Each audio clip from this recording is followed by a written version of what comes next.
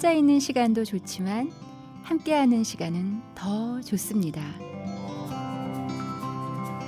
우리는 오늘도 그렇게 함께 자라갑니다.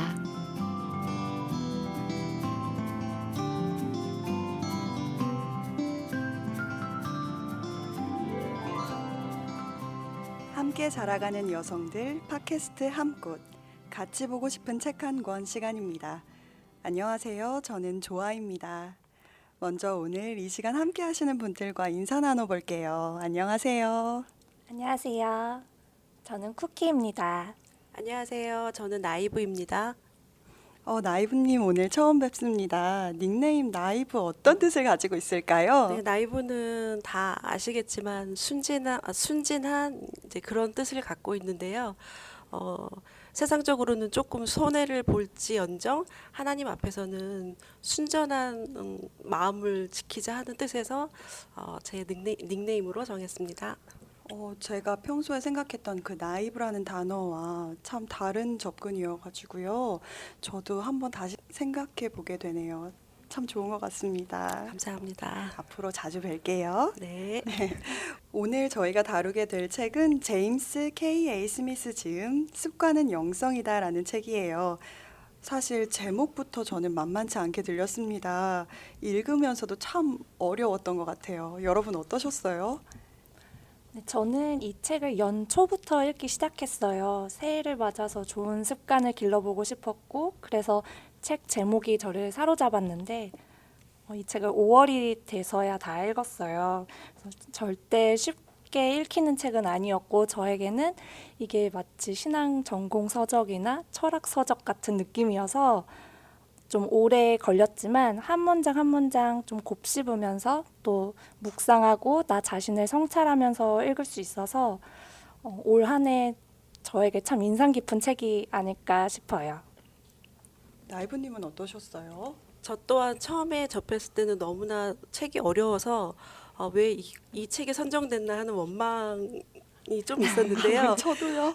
이 책을 볼수록 최근에 지어진 어떤 그 한 번 읽고 다시 이렇게 짚게 되지 않는 책하고 달리 정말 두 번 또 세 번 볼 때마다 그 내용이 다가오는 정도가 다르기 때문에 올해 저는 이 책을 만난 것이 하나님의 인도하심이라는 그런 생각이 들 정도로 귀한 책이라고 생각됩니다. 네. 저도 사실 쿠키님께서 이 책 소개해 주셨거든요. 근데 쿠키님이 소개해 주시지 않았다면 제가 서점에서 제 손으로는 절대 고르지 않을 법한 책이었어요. 제목부터가 어려웠으니까요. 그런데 읽으면서 문장 문장의 깊이가 다르고 저에게 뭔가 뜨끔하게 저를 반성하게 해주는 책이었고 제 자신을 저도 몰랐던 제 자신을 한번 이렇게 돌이켜보는 시간이 되게 해줘서 정말 고마운 책이었습니다. 나이브님, 나이브님 이 저자에 대해서 잠깐 소개해 주실까요? 네, 그럴까요?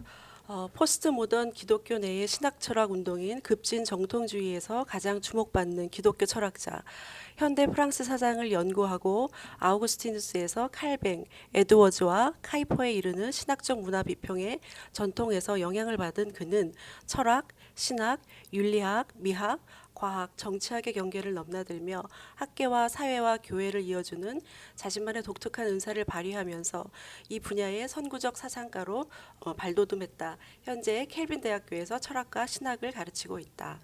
네, 이 지은이는 신학 철학자셨더라고요. 제가 책을 읽으면서 도대체 왜 이렇게 어렵지? 그리고 한 문장 한 문장이 안 지나가니까 정말 오랜만에 국어 사전을 찾아보면서까지 읽은 책이었는데 그 해답이 여기서 풀렸습니다. 신학자이시면서 철학자이시더라고요. 제가 감히 철학자의 저서를 읽어볼 수 있다는 게 오히려 영광이었습니다. 그러면 쿠키님 이 책은 어떤 내용일까요? 네, 이 책은 2018년도에 출간된 책인데요. 이 제임스 스미스가 그 전에 하나님 나라를 욕망하라라는 책을 먼저 출간을 했었대요. 근데 이제 그 책의 내용 또한 너무나 어려워서 사람들이 그 내용을 좀 더 쉽게 이해할 수 있게 그런 책을 내달라고 요청을 해서 쓴 책이 이 습관이 영성이다 책인데 이 책 역시 쉽지가 않죠. 그래서 저는 하나님 나라를 욕망하라 책은 읽을 수 있을까 싶은 생각이 참 들더라고요. 저 지금 좀 깜짝 놀랐습니다. 네. 이 책이 쉬운 버전의 책이었군요. 쉬운 버전이라고 합니다. 아, 감사합니다. 네, 이 책은 2017년에 크리스천리티 투데이 북 어워드를 수상했고 또 2017년 달라스 윌라드 센터 북 어워드를 수상한 그런 수상작 책인데요. 이 책 뒤에 있는 내용을 제가 한번 읽어드릴게요. 우리가 예배하는 대상이 우리 마음을 사로잡는다. 하지만 우리는 왜 우리가 마땅히 사랑해야 할 뿐 대신에 다른 신들을 사랑하게 되는지 잘 모른다. 우리는 세상을 바꾸기 원하지만 오히려 세상이 우리를 어떻게 바꾸고 있는지 인식하지 못할 때가 많다. 이 책에서 저자는 우리를 형성하는 문화의 힘과 우리를 변화시키는 기독교 실천의 가능성을 깨닫도록 도와준다. 예배는 문화를 만들려는 우리의 노력이 하나님과 그분의 나라를 지향하도록 우리의 사랑과 갈망을 길러내는 상상력 저장고다. 그렇기에 교회와 신자 공동체의 예배가 기독교의 형성과 제자도의 중추요 중심이 되어야 한다. 라고 쓰여 있습니다. 네, 이런 내용입니다. 들으시는 분들께서도 간략한 내용이 어떠한 형태로 진행이 되는지는 아셨을 거예요. 그런데 제가 생각했을 때 이 책의 핵심은 영어 원제목이었던 것 같아요. 한국어로는 습관이 영성이다라고 되어 있어서 뭔가 처음 봤을 때는 매일매일 반복하는 어떤 기도 생활이나 말씀 생활이 우리에게 영성을 가져다 준다 이런 내용을 다루고 있을 것 같았는데 영어 원제목은 You are what you love 해서 당신이 사랑하는 것이 바로 당신이다라는 제목입니다. 그래서 이 책의 내용이 우리가 진정으로 무엇을 사랑하고 있는지 바라보게 해주는 것 같았어요. 어떤 내용을 다루고 나눠볼까 고민을 하다가 질문을 찾을 수가 없어서요. 그래서 저희가 가장 인상 깊게 봤던 부분을 서로 나눠보기로 했었죠. 쿠키님 어떤 부분이 가장 인상 깊으셨어요? 저는 이 책의 2과 제일 앞부분에 이제 소개되는 어떤 영화 내용이 있어요. 그 영화 내용을 살펴보면서 좀 많은 생각을 했는데 제가 그 영화를 살짝 간략하게 소개를 해드릴게요. 이 책에서 소개된 그 영화는 러시아 영화 잠입자라는 영화인데요. 이 내용이 여행을 떠난 세 남자, 교수, 작가, 그리고 길잡이 역할을 하는 그 잠입자의 이야기가 나와요. 그 잠입자는 어떤 방으로 이 두 남자를 유인하고 그 방에 가면 당신들 마음속에 품은 욕망을 이룰 수 있다고 그렇게 얘기하면서 그 방으로 유인을 하는데 그 교수와 작가는 망설여요. 이 방에 들어갈 것인가 말 것인가. 왜냐하면 그들은 그 방에서 내가 원하는 것이 있다고 얘기하는 그 방에 무엇이 있는지 알 수 없는 거예요. 내가 생각하는 내가 원하는 것과 내 정말 깊은 내면에 내가 원하는 것 그것이 과연 일치할까? 그것에 대해서 이제 이 영화가 이야기를 하는데 저도 이 영화를 들으면서 그 질문을 저한테 해봤어요. 여기에 어떤 방이 있고 이 방에는 내가 원하는 것들이 있다. 나는 이 방을 들어갈 것인가? 저도 망설여지더라고요. 이 방에 무엇이 있는지 잘 모르겠더라고요. 내가 원한다고 알고 있는 것, 나는 당연히 이걸 원하지. 나는 이걸 원하기 때문에 이렇게 살고 있어 라고 생각했던 것들이 아닐 수 있다는 생각에 조금 두렵기도 했고 그럼 그것이 과연 무엇일까 좀 고민을 많이 해봤는데 조아님과 나이브님은 어떠실지 궁금해요. 그 방에 들어가실 수 있으실까요? 저도 그 대목을 읽으면서 제가 그 문 앞에 서 있는 사람이라고 상상을 해본 적이 있어요. 그런데 제가 이 책을 읽어서인지 저는 못 들어가겠더라고요. 제 머릿속에서는 그래, 네가 가장 사랑하는 건 예수님이야. 문을 열고 들어갔을 때 천국이 나와야지 라고 생각하고 있었지만 막상 문을 열고 들어갔을 때 돈이 나올까 봐 너무 무서웠어요. 사실 이제 정치적인 얘기를 하려는 건 아니지만 요즘에 집값이 막 요동치고 뭔가 사람들 마음이 다 각박해지고 이런 세상에서 기사들을 보고 뭐 뉴스를 접하고 할 때 나 같은 사람이 벼락거지인가 봐 이런 생각을 하기도 했거든요. 그래서 제 자신을 돌아보고 저희 가정을 바라보면 사실 감사해야 될 것들이 진짜 넘치고 있는데도 주변과 비교하는 순간 뭔가 초라해 보이기 시작하더라고요. 맞아요. 그래서 저도 모르게 제 안에 그 돈이라는 물질적인 욕심이 살살 이렇게 자라나고 있었던 것 같아요. 그럼에도 불구하고 이걸 보이면 안 되잖아요. 그래서 밖에서는 약간 고고하고 거룩한 척하고 그렇게 숨기고 살고 있었던 제 모습을 그 문 앞에서 마주하게 된 거예요. 그래서 사실 저도 이 장면이 굉장히 무섭고 섬뜩했습니다.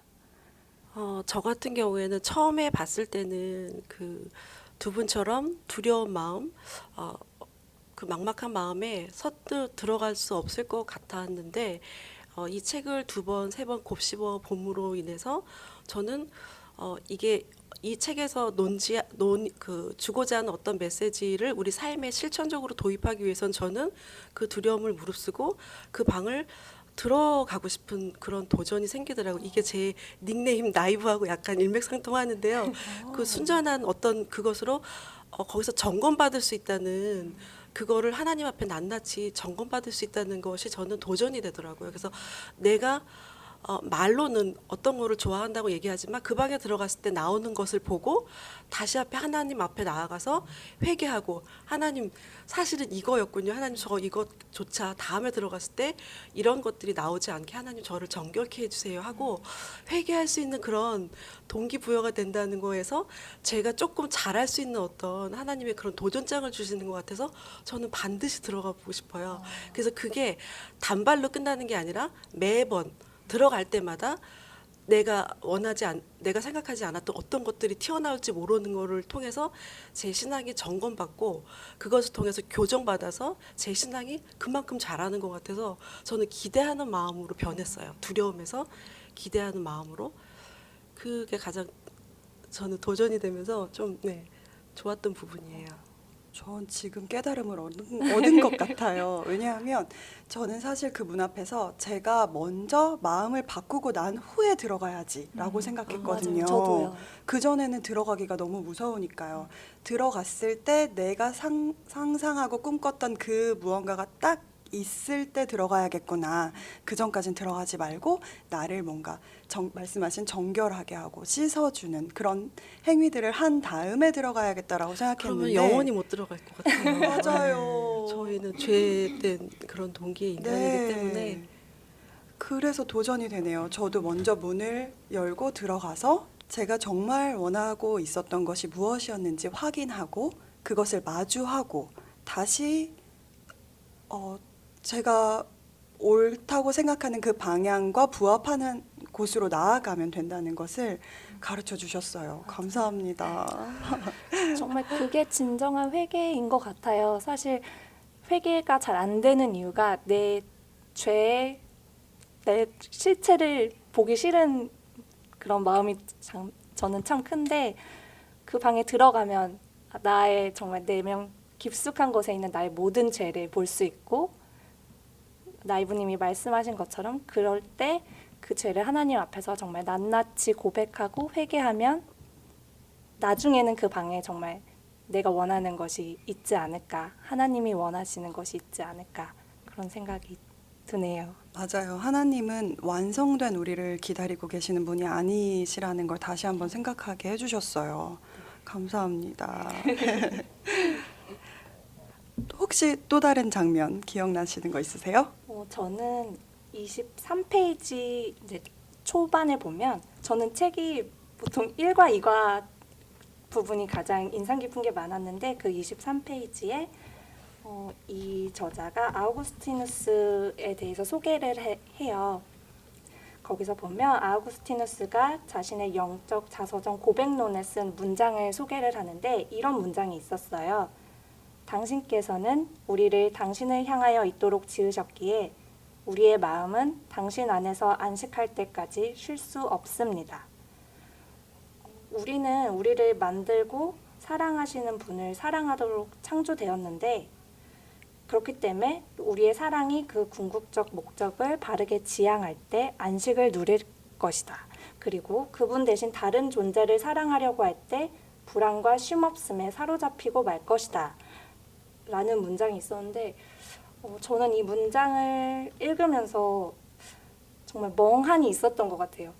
나는 그동안 무엇을 그토록 사랑했기에 이렇게 불안하고 쉼이 없었을까?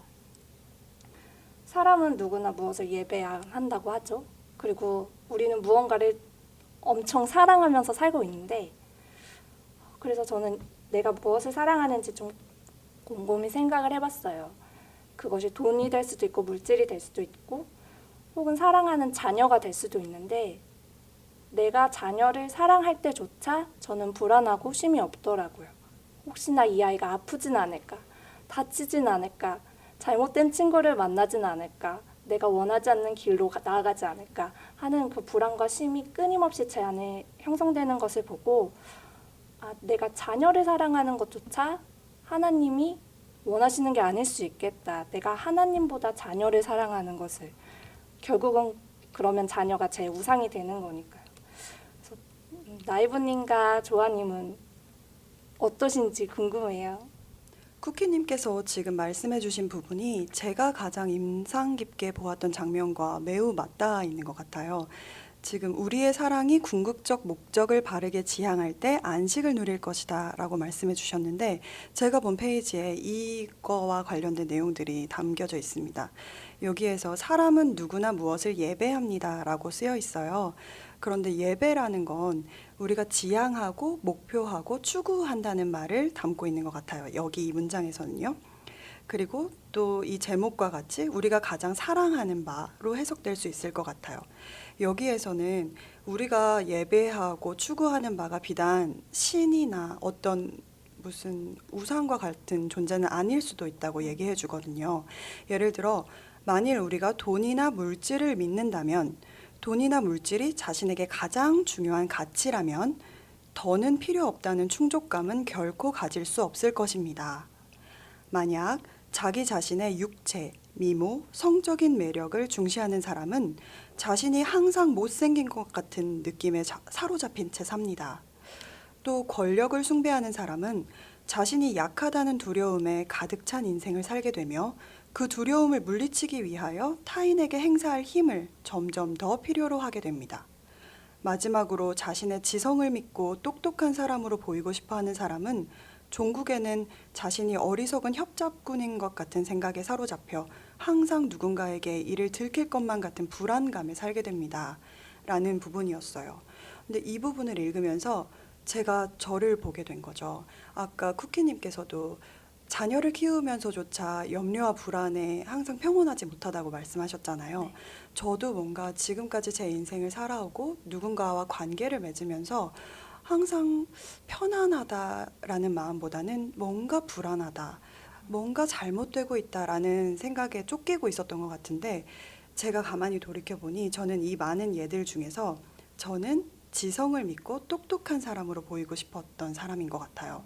항상 어떤 사람들 앞에서 좀 잘나 보이고 싶고 좀 더 뛰어난 사람인 것 같아 보이고 싶고 그러니까 제가 조금 아는 어떤 화제가 나와도 뭔가 과장되게 말하고 많이 아는 사람처럼 얘기하고 아니면 제가 전혀 모르는 부분에 어떤 대화 주제가 나왔을 때는 아무 말도 못하고 있다가 집에 가면 자존감이 너무 낮아지는 거죠. 왜 나는 모르지? 이런 생각. 근데 그거를 인식하지 못한 채 살다가 이 부분에서 이 부분을 읽고 아, 저는 그런 사람이었구나. 지적인 능력을 뽐내고 싶어 해서 내가 평안이 없었구나. 이런 생각이 들더라고요. 저만 협잡꾼은 아닌 거죠? 여러분도 그런 생각 하시죠? 당연하죠. 나이프님은 어떤 부분에서 이런 점 느껴보셨어요?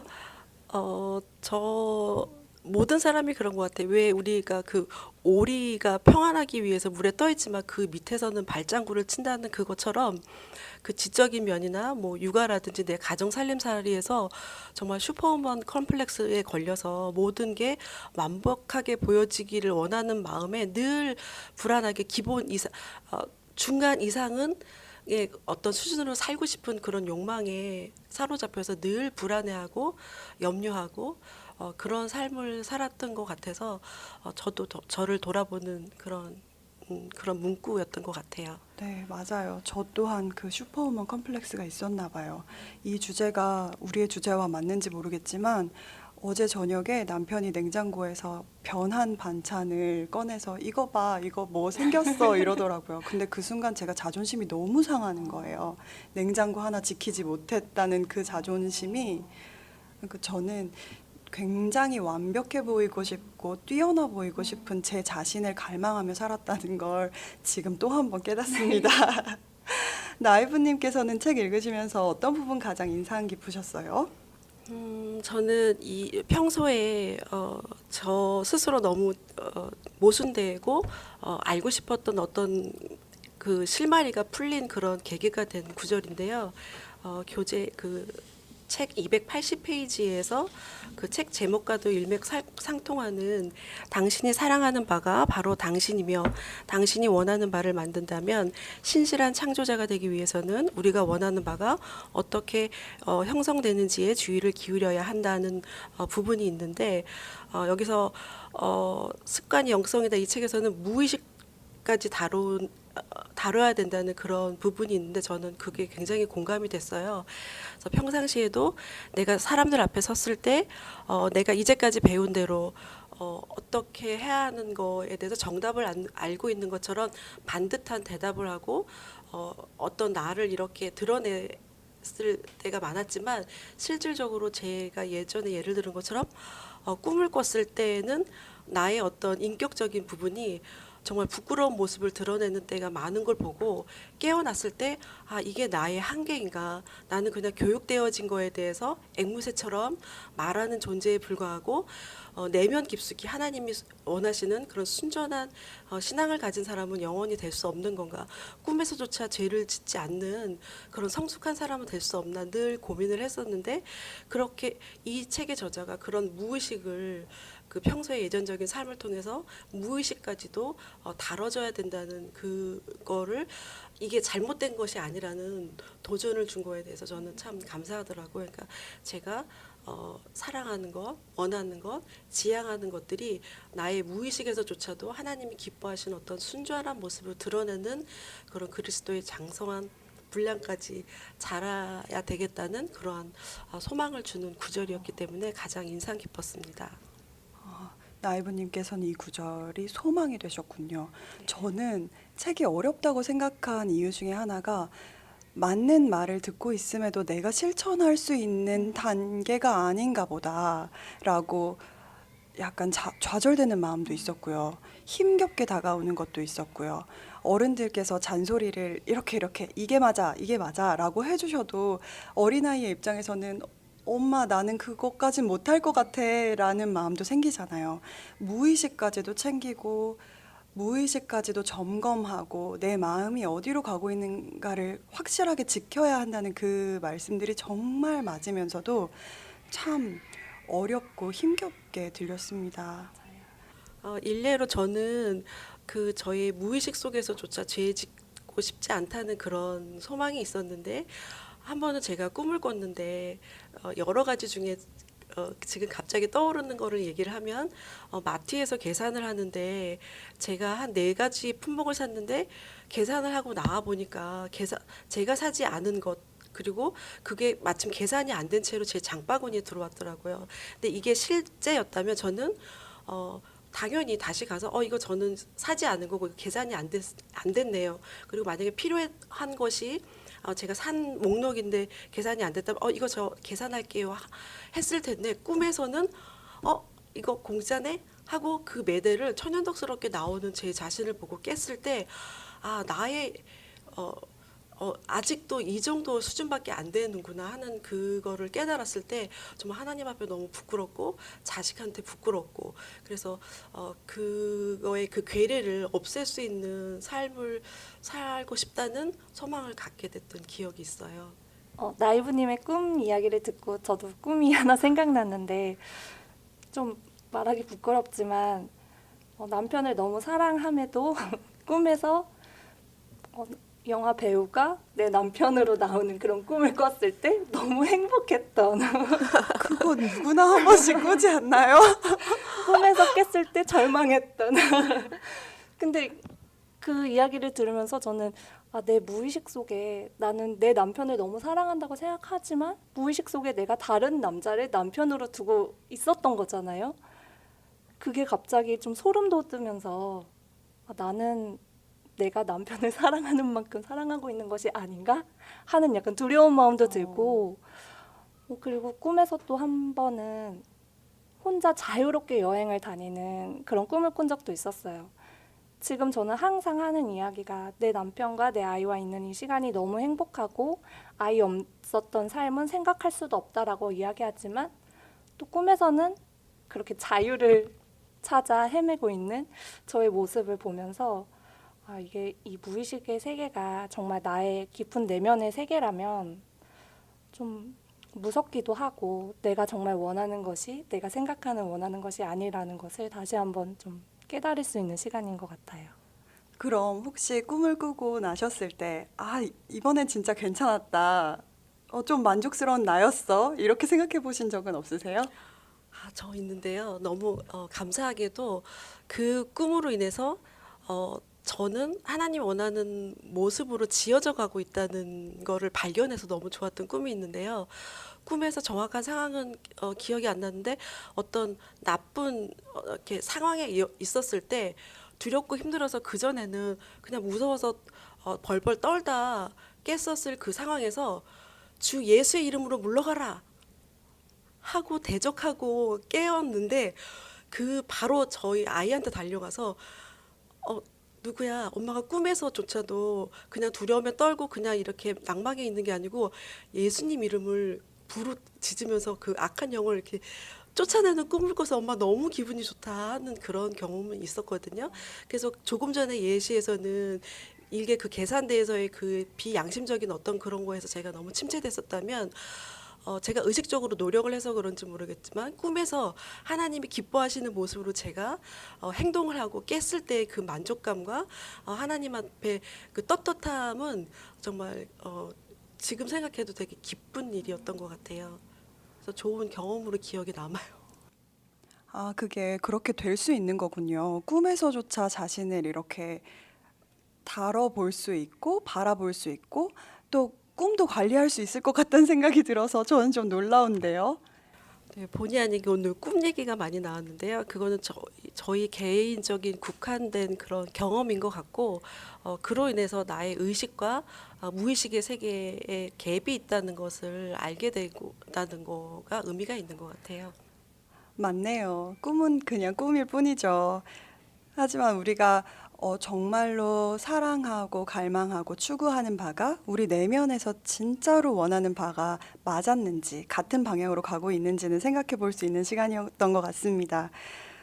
우리 오늘 되게 어려운 내용과 어려운 주제로 이야기를 했어요. 오늘 함께 나누시면서 어떠셨어요? 저는 이 어려운 책을 다시 한번 우리가 이렇게 나누면서 이 내용들을 다시 곱씹을 수 있어서 너무 귀한 시간이었고 다시 한번 내가 사랑하는 것이 무엇인지, 그렇다면 사랑은 무엇인지, 사랑을 어떻게 하는 것인지, 나는 사랑하는 존재인데 사랑하는 존재는 어떻게 살아야 하는지 좀 이런 철학적인 질문을 제 자신한테 해보면서 앞으로의 삶을 더 깊이 있게 묵상할 수 있는 시간이었던 것 같아요. 사랑하는 존재는 어떻게 살아야 하는지. 와, 굉장히 중요한 말인 것 같습니다. 어떠셨어요? 저 같은 경우에는 다음에 또 이런 기회가 있을 때 내가 사랑하는 것을 당당히 나눌 수 있는 사람이 돼야겠다 하는 생각을 함과 동시에 이 책을 우리 자녀에게 꼭 소개해서 그런 마음속의 갈등과 도전을 통해서 우리 아이가 조금 성장할 수 있는 계기가 될 수 있는 그런 선물이 됐으면 하는 생각을 했습니다. 좋네요. 이 책에서 내가 보고 듣고 느끼고 경험하는 바가 결국 나를 만들어 간다고 하잖아요. 그래서 조금 더 노력하고 제 자신을 조금 더 잘 지켜볼 수 있다면 지금 말씀하신 것처럼 내 자녀에게 당당하게 엄마는 무엇을 사랑해 라고 드러내면서 말할 수 있는 그런 날이 왔으면 좋겠습니다. 지금까지 이렇게 함께 책을 나눠보았는데요. 오늘도 함께하니 참 좋았습니다.